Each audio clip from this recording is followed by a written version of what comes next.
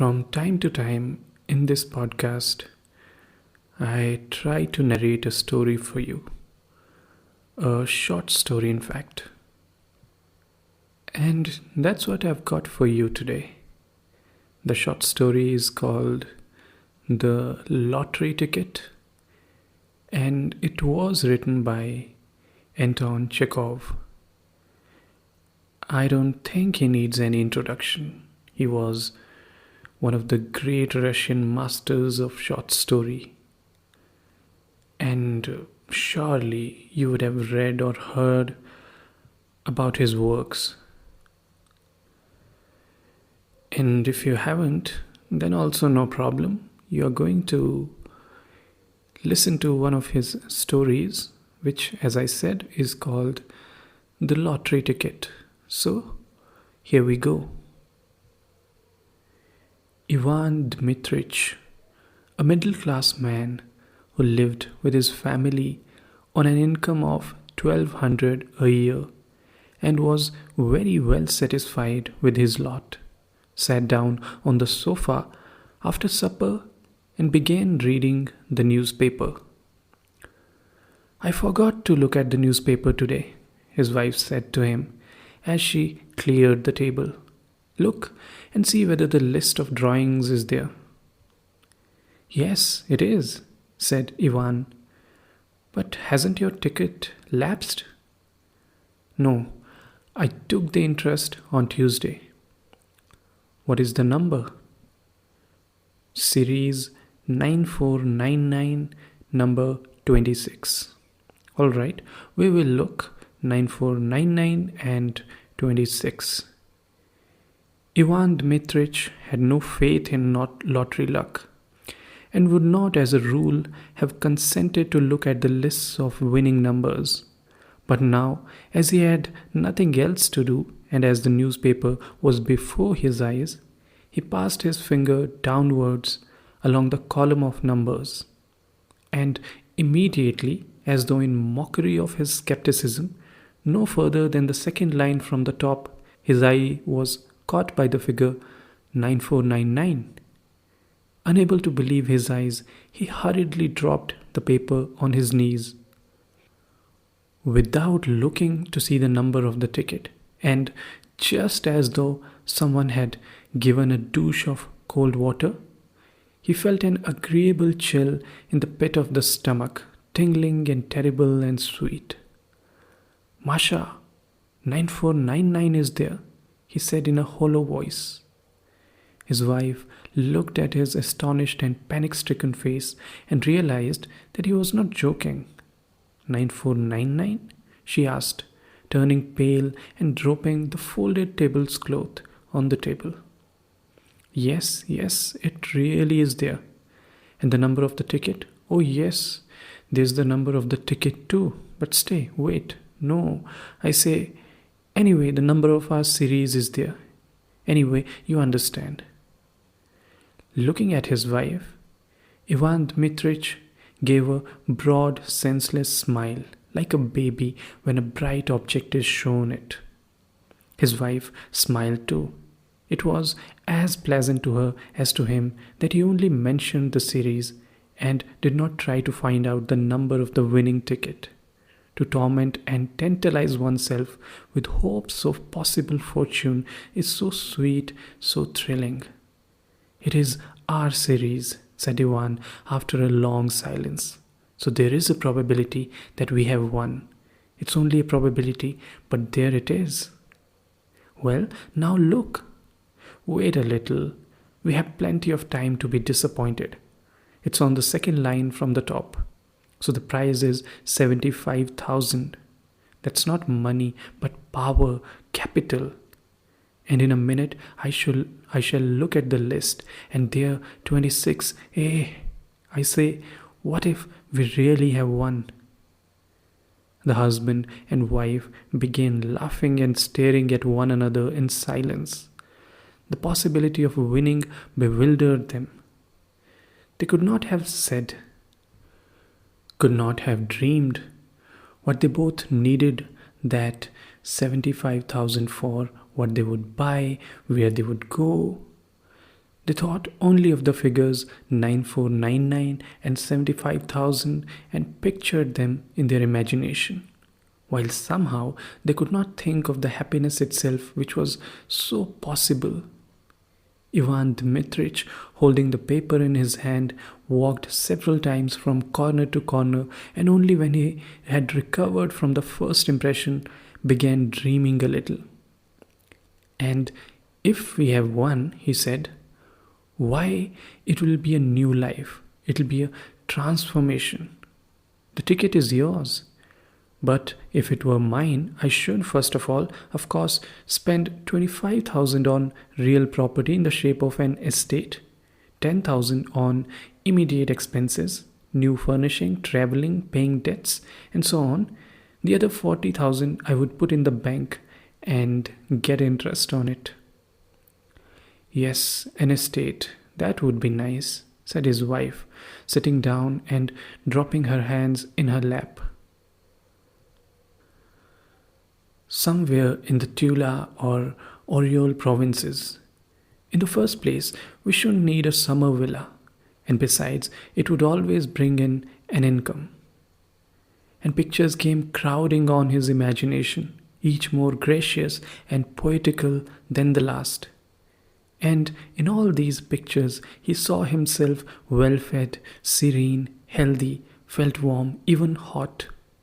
Here, after eating a summer soup, cold as ice, he lay on his back on the burning sand close to a stream or in the garden under a lime tree.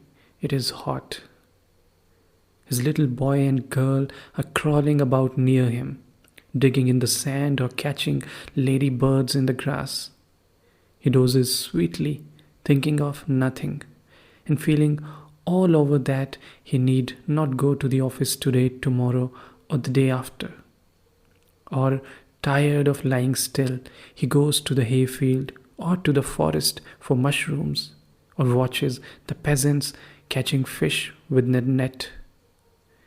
When the sun sets, he takes a towel and soap and saunters to the bathing shed, where he undresses at his leisure, slowly rubs his bare chest with his hands, and goes into the water. And in the water, near the opaque, soapy circles, little fish flit to and fro, and green water weeds nod their heads. After bathing, there is tea with cream and milk rolls. In the evening, a walk or wine with the neighbors. Yes, it would be nice to buy an estate, said his wife, also dreaming, and from her face it was evident that she was enchanted by her thoughts. Ivan Dmitritch pictured to himself autumn with its rains, its cold evenings, and its St. Martin's summer.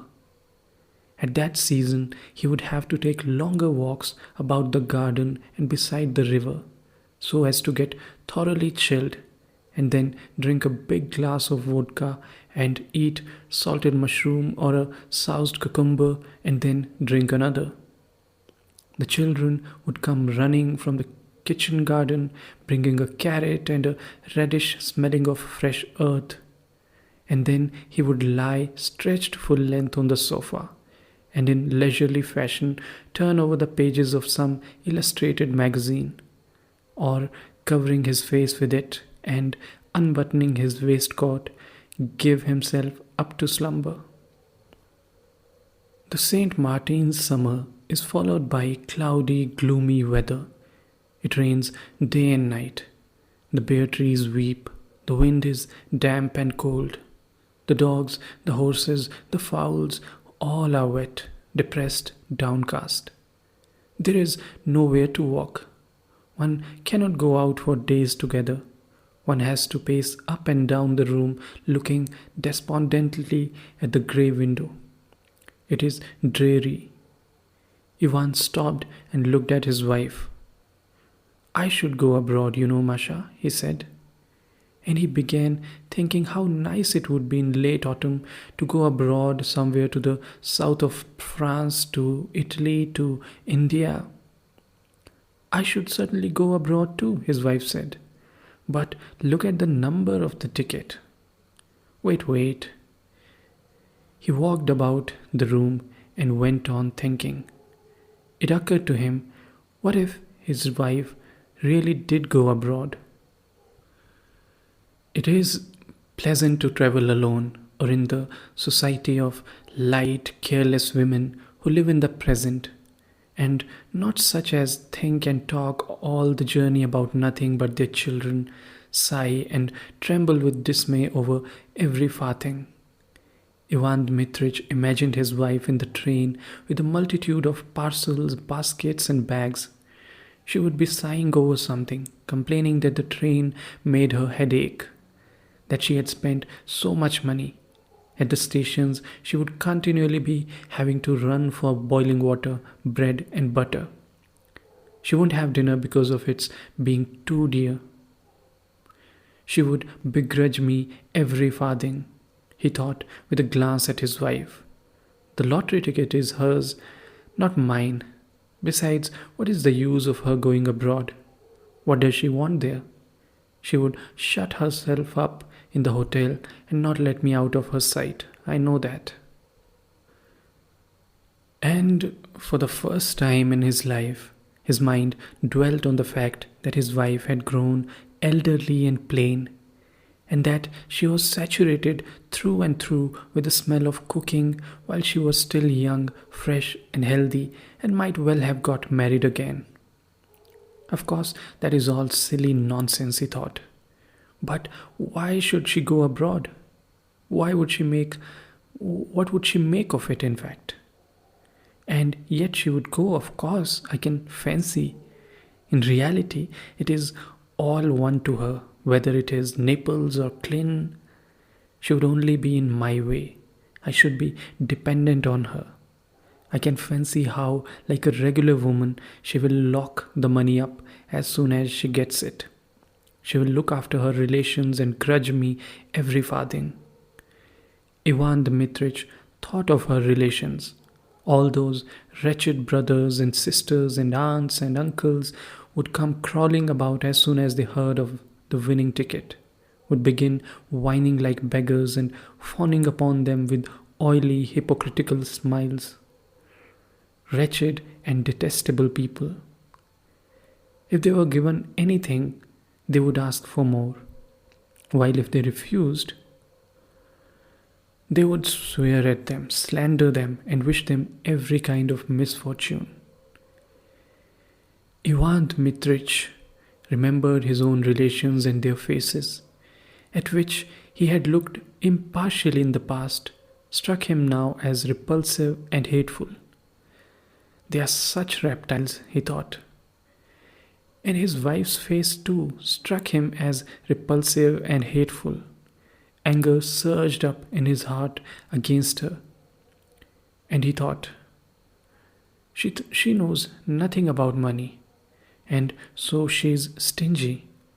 If she won it, she would give me 100 rubles and put the rest away under lock and key.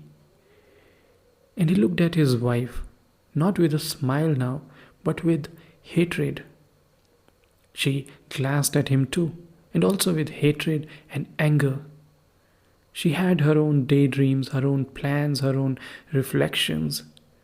She understood perfectly well what her husband's dreams were. She knew who would be the first to try to grab her winnings. It's very nice making daydreams at other people's expense, is what her eyes expressed. No, don't you dare.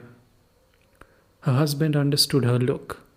Hatred began stirring again in his breast, and in order to annoy his wife, he glanced quickly to spite her at the 4th page on the newspaper and read out triumphantly, Series 9499, number 46, not 26. Hatred and hope both disappeared at once, and it began immediately to seem to Ivan and his wife that their rooms were dark and small and low-pitched, that the supper they had been eating was not doing them good, but lying heavy on their stomachs, that the evenings were long and wearisome. "What is the devil's the meaning of it?" said Ivan Dmitritch. beginning to be ill-humored. Wherever one steps, there are bits of paper under one's feet, crumbs and husks. The rooms are never swept. One is simply forced to go out. Damnation take my soul entirely. I shall go and hang myself on the first aspen tree.